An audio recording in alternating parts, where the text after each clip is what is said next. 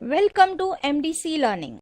I'm going to teach you the subject Financial Accounting, and the topic which you're learning is Amalgamation, Absorption and External Reconstruction. Let's read the problem, understand the problem, and then start doing the problem.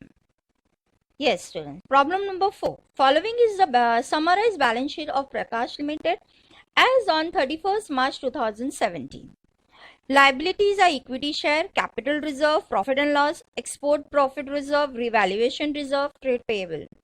Land and building, furnitures and fixtures, stock, trade receivable, cash, and bank balance. Both are 8 lakhs. On above the Akash Limited is formed to take over. Now see, this is take over.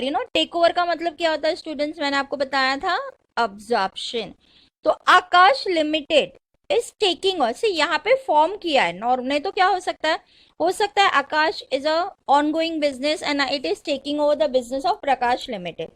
सो यहाँ पे take over है, तो यहाँ पे दो company नहीं है, एक ही कंपनी का बिजनेस क्लोज डाउन हो रहा है, that is Akash limited, including cash and business bank balance on the following condition. Stock to be revalued at 75%. So stock में चेंजेस है तो हम लोग बोलेंगे स्टॉक 75% पे लेके जा रहा है वो. फिर let's read it. Furniture and fixture at 70,000. Furnitures and fixture वो ले जा रहा है 70,000 पे. So there is again an adjustment in furnitures and fixtures. Stock में है, फर्नीचर्स एंड फिक्सचर्स में है. फिर trade receivable are taken over subject to reserve for doubtful debt 5,000. So in debtors you are having a trade receivable, this called as debtors. Also you are having a RDD 5,000. Then land and building is taken over by at rupees 10 lakhs. Okay, so land and building you are taking over at for 1 lakh 10 lakhs rupees. So even land and building there is an adjustment. So I'll write here land and building also there is an adjustment. So almost all the assets are having an adjustment. Let's read it in the combined form so it become easier. So stock is taken over by 25 at 75% is book value. Furnitures and fixtures are taken over at 70,000. Trade receivable are taken over subject to the reserve for doubtful debt 5,000. Land and building is taken over by Akshay at rupees 10 lakhs. Statutory reserve is taken over by Akshay. Land and building, sorry. Statutory reserve is required for more than a year. Goodwill is raised and taken at 250% of the book value of furnitures and fixtures. Book furniture का fixtures का book value का 250%. 90% of purchase consideration is settled by issuing the equity share in Akash Limited at rupees 10 at rupees 50. मतलब 10 रुपए का share आप 15 रुपए में बेच रहे हो to the equity share holder Prakash limited. 10% of purchase consideration is settled in cash. Akshay Limited issue 12% 40,000 debentures rupees 10 each at rupees 9 fully paid up. All preference shares are fully subscribed by the public and issued accordingly by the company. You are required to calculate purchase consideration and prepare balance sheet of Akshay Limited after amalgamation. See, इस बार आपको सिर्फ दो ही बातें बोली. एक क्या बोला है purchase consideration बनाने के लिए, दूसरा बोला है balance sheet after amalgamation. चलो पहले हम लोग purchase consideration बनाते हैं. So for drawing purchase consideration, you know what is the formula. इस बार आपका purchase consideration में आएगा rupees, particular rupees.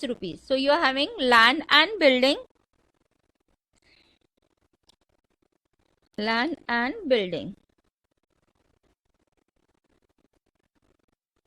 ओके हर एक का वैल्यू अलग है, हम देखेंगे बाद में.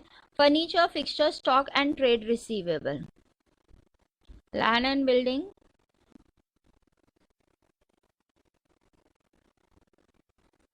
Furnitures and fittings,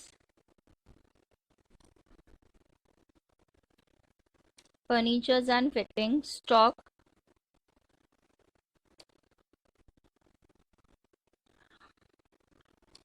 trade receivable,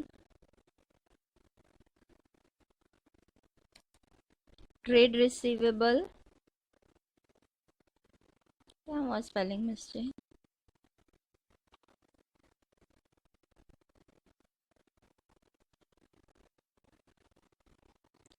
It is trade receivable. Yes, trade receivable. And then cash and I've not put an N. Cash and bank balance. Okay. Now let's see what are the figures they're saying. Now see, land and building मेरे हिसाब से directly दिया है 10 lakhs. So मैं land and building में directly यहाँ पे डालूंगी 10 lakhs. Furnitures and fixtures भी डायरेक्टली दिया है 70,000. So furnitures and fixtures I'll be putting here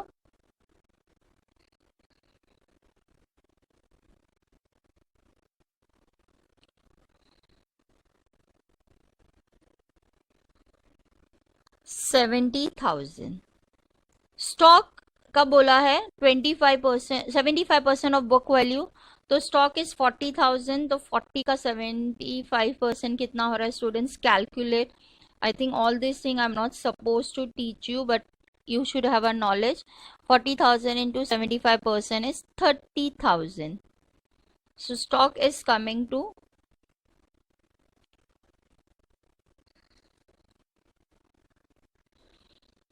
30,000. Okay. Trade receivable का आई थिंक सेम वैल्यू लिखेंगे क्योंकि इट इज आरडीडी. आरडीडी हम लोग नीचे लिखते हैं. Trade receivable is 75,000.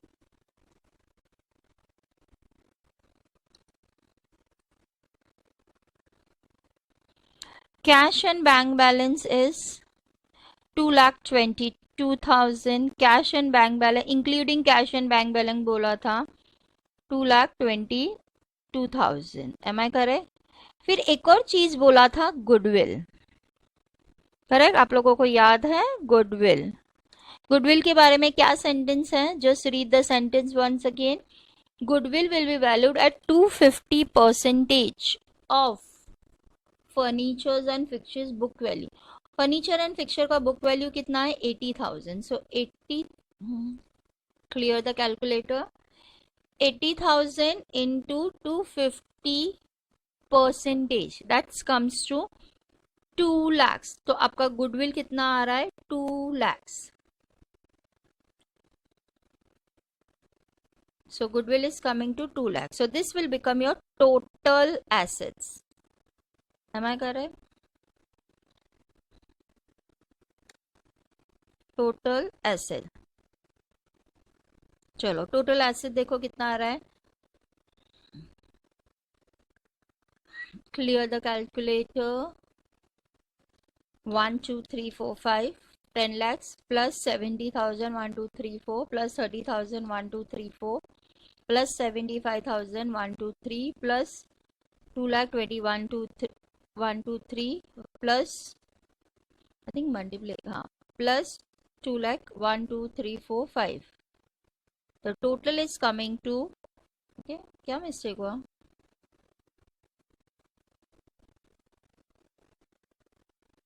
Cash and bank balance is 2,20,000. Okay, there is a typing error students. Cash and bank balance here it is 2,20,000. Okay, I'll make these changes. It is 2,20,000. Okay, that is a typing error by me only. Okay. So मेरा यहाँ पे typing error था इसलिए यहाँ पे typing error हो गया. So this is also 2,20,000. चलो 2,20,000 मतलब it is becoming to 15,95,000. So this figure is 15,95,000. Okay.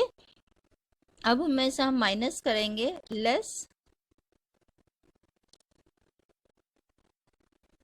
Liabilities. चलो लेट्स लाइबिलिटीज. क्या है हमारी liabilities? What liability the company is taking over, you will be writing that as a liabilities.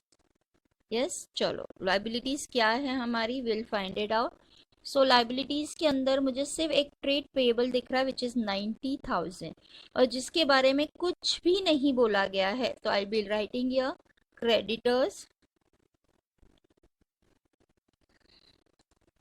Creditors 90,000 और एक आपका आएगा रिजर्व RDD। याद है हमें ऊपर 5,000 दिया है, डेटर्स के ऊपर RDD निकालने बोला था, सो डेटर्स पे RDD हमने निकाला 5,000, correct.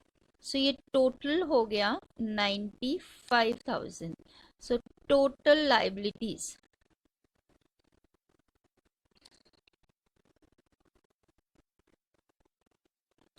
now total liabilities is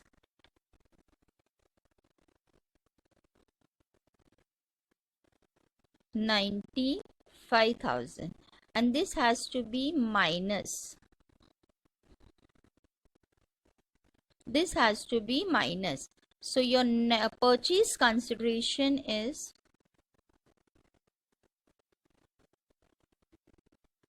your purchase consideration is how much? 15 lakhs. Exactly 15 lakhs is your purchase consideration. Yes, this is your purchase consideration. Now how is the purchase consideration giving to you? क्या बोला है देखो, 90% purchase consideration को आपको equity share मिलेगा और 10% क्या बोला है, cash. So now you will be remaining 90% of 15 lakhs. Okay, so 15 lakhs 1 2 3 4 5 into 90%, that comes to 13,50,000. 13,50,000 को आप इक्विटी शेयर मिलेगा. 13 lakhs क्लोज है, 13 1 2 3 4 डिवाइड बाय एक शेयर का प्राइस कितना बोला है, 15 rupees. So you will be getting 90,000 preference share. So you will be receiving purchase consideration will be as 90,000, because ये एक ही कंपनी, हम इसे बहुत अच्छे से लिखते हैं 90,000 equity shares, 90,000 equity share of rupees 10 each at 15 each. Okay, तो आपको यहाँ पे मिल रहा है 1,35,000, 13,50,000 you getting this, और 10% आपको मिला है cash. So you'll be getting cash how much? 1,50,000. This is a way you are going to calculate your purchase consideration. Okay, so 90% आपको equity share मिला, cash आपको मिला. Have you understood it, students, this very well? हाँ, समझा ना सबको? ये देखो, ये चौथा प्रॉब्लम है, ये चौथा लास्ट प्रॉब्लम है. इसके बाद मैं दूसरे मेथड का परचेज कंसिडरेशन बताऊंगी. आपका परचेज कंसिडरेशन इस तरीके से होगा. Okay, now let's do the, आपको क्या बोला है, आपको इसमें क्या बोला है, you are required to calculate purchase and you are required to prepare a balance sheet of Akash Limited after amalgamation. So let's prepare a balance sheet. Now balance sheet के लिए सबसे पहले हमारा आता है इक्विटी शेयर. इक्विटी शेयर में हम सबसे पहले लिखते हैं share capital. Now share capital में यहाँ पे कहीं पे भी ऑथराइज कैपिटल नहीं दिया है, यस और नो. सो यहाँ पे ऑथराइज कैपिटल पे आप लिखोगे, ये यहाँ पे 0 आ जाएगा. I be writing a dash, I don't know कितने का है, लेकिन यहाँ का एक शेयर 10 रुपये का है. So this will be no idea, green, मतलब ये टोटलिंग में होता है. उसके बाद paid up shares. Now paid up shares के अंदर आप देखोगे, दिस टाइम पे this people are having two thing. One is authorise capital is equity share. So यहाँ पे हम खाली, यहाँ पे हम लोग इक्विटी शेयर नहीं लिखेंगे, ऑथराइज कैपिटल में यहाँ पे लिखेंगे हम equity share. Yes, equity share यहाँ लिखेंगे. Okay, उसके बाद you are going to have one more line here. Yes, and you have a equity share, and this time there is some preference shares also, but their figures is not given, so we'll write there preference share of rupees 10 each. Okay, even this will come in green because I don't know what is the answer for this. Okay, चलो अब फिर आएगा issue subscribe and paid up. जो भी काम करना है हमें यहाँ से करना है. देखो आपने 90,000 शेयर्स एट ₹15 किया, so here it will be, this will become 90,000 shares of ₹10 each other than consideration. Am I correct? So this becomes 9 lakhs. Okay. उसके बाद अगर आप देखोगे there is one more thing. अगर यहाँ देखोगे the company has issued 40,000 preference share of ₹10 each at ₹9 fully paid up. देखो 9 fully paid up लिया, that means the preference share is been issued at discount. The preference share is issued at discount. Okay, so that will be, here you will be having it, here you will be writing here आपने कितना shares issue किया, 40,000 preference share of ₹10 each. Am I correct? Yes, that comes to 40,000. Sorry, that comes to 4 lakhs. So 9 plus 3 is 13 lakhs. तो total आपके पास equity share capital है how much? You're having this as 13 lakhs. So your share capital is 13 lakhs. Okay. Now we'll come down to the second part of it. The second part is always is your reserves and surplus. Now reserves and surplus में इस बार capital reserve कुछ भी नहीं है, क्योंकि हम लोगों ने जितना उससे लिया था उतना ही दिया, और ऑलरेडी जब गुडविल होता है तो कैपिटल रिजर्व नहीं होता है. So this will not come. Okay. Now second thing, अगर मैं देखूंगी तो यहाँ पे एक चीज बोली है, देखो यहाँ पे आपको दिख रहा है statutory reserve is required for 1 more year. तो आपका स्टैट्यूटरी रिजर्व यानी कि स्पोर्ट्स रिजर्व इज 60,000. तो आपका ये जो 60,000 reserve that is required for 1 more year. So 1 more year मतलब आपका ये एक्सपोर्ट रिजर्व जो है यहाँ पे, सॉरी, एक्सपोर्ट रिजर्व जो है 60,000 यहाँ पे आएगा. और सेम थिंग आपको पता है ये यहाँ पे आएगा अमालगमेशन एडजस्टमेंट रिजर्व. यस, ये -60,000 भी होता है आपको अगर ध्यान में हो तो. करेक्ट. सो यहाँ पे 60,000 ऐड होता है. 60,000 नाउ सिक्योरिटी प्रीमियम अगर मैं यहाँ देखूं तो मैंने 15 रुपए का शेयर है, यानी कि 9,90,000 into 5 rupees is my premium. 90,000 into 5, that comes to 4,50,000. So 4,50,000 is my security premium. So ये जो है मेरा यहाँ पे 4,50,000 is my security premium. Okay students, ये 3 चीजें हैं आपकी.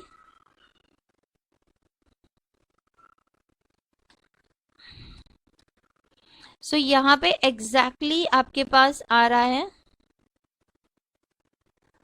सो टोटल रिजर्व आपका हो रहा है, so total reserve is coming to 4,50,000. Okay. So reserves and surplus में आपका आ जाएगा, सॉरी, शेयर होल्डर, ये मैंने गलत जगह लिख दिया है, ये यहाँ पे होना चाहिए, शेयर कैपिटल के सामने होना चाहिए. तो शेयर कैपिटल के सामने 1 is my 13 lakhs, and then reserve and surplus 2 is my 4,50,000. 50,000 is my reserve. अब आपको जैसे मैंने बोला था, अब यहाँ से इस तरीके से जाइएगा जैसे आपका परचेस कंसिडरेशन। देखो लैंड, बिल्डिंग, फर्नीचर, फिक्चर्स, ये दोनों का वर्किंग नोट बना लो, that is 10,70,000। Okay, so tangible assets will come to, this will be your illustration 3, tangible asset. Then tangible asset is 10,70,000। ये कैसे आ रहा है? सिंपल है, अगर आपको बनाना है तो ये वर्किंग लोड है लैंड एंड बिल्डिंग। इस बार आपके पास है लैंड एंड बिल्डिंग, और दूसरा है लैंड एंड बिल्डिंग का आपका है 10 lakhs। फिर यहाँ पे आपका है फर्नीचर्स एंड फिक्चर फिटिंग्स। सो दूसरा है आपका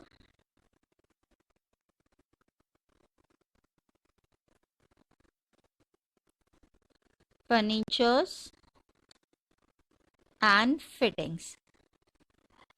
see this is a thing, आपको ये करना है खुद से। अब ये इस प्रॉब्लम में मैं कर रही हूँ, लेकिन दूसरों में मैं नहीं करूँगी।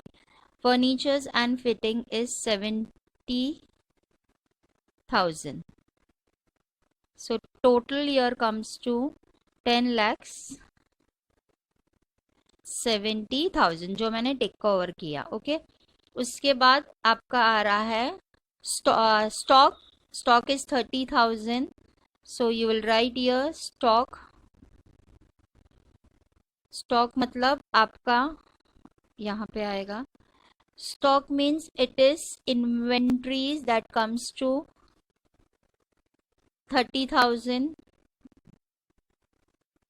उसके बाद आपका है ट्रेड रिसीवेबल, यहाँ पे 75,000 और आरडीडी माइनस करना, ये भी आपको वर्किंग नोट में बताना है। Trade receivable is 70,000। Cash and cash equivalent का आप वर्किंग नोट बनाओगे बच्चों, बिकॉज इसमें इस बार ज्यादा एडजस्टमेंट है, तो मैं वो बता देती हूँ। Fourth, that is yes cash and bank balance.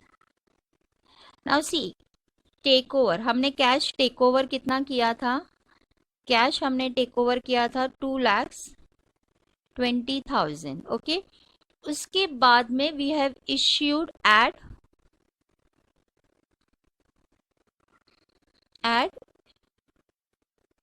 Issue of preference share. Correct, आपका इश्यू ऑफ प्रेफरेंस शेयर्स है। So issue of preference shares है आपका 40,000 का प्रेफरेंस शेयर था, जो आपने 9 रुपीज में इश्यू किया, तो आपको पेमेंट आया 3,60,000। सो आपको पेमेंट आया 3,60,000। सो ये टोटल आपका हो रहा है, आई थिंक बॉक्स नहीं है, विल मेक अ बॉक्स। ये आपका टोटल हो रहा है 5,80,000। उसमें से आप लेस करोगे, लेस गिवन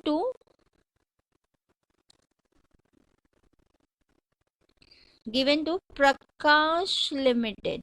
आपने जब वो खरीदा था, आपने प्रकाश लिमिटेड को, देखो यहाँ पे कैश भी दिया था परचेज कंसिडरेशन में, देखो मैंने उसके सामने कैश भी लिखा है 1,50,000।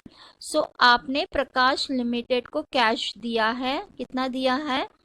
लेस 1,50,000 आपने कैश दिया है। Am I correct? जैसे ही आपने इसको कैश दिया तो आपके पास बच गया 4,30,000। So cash and cash equivalent is coming to 4,30,000. So यहाँ पे आपका आएगा, this is fourth adjustment number, यहाँ पे आ रहा है 4,30,000। फिर आपका यहाँ पे एक हमारे पास ये है discount on issue of debentures. Am I correct?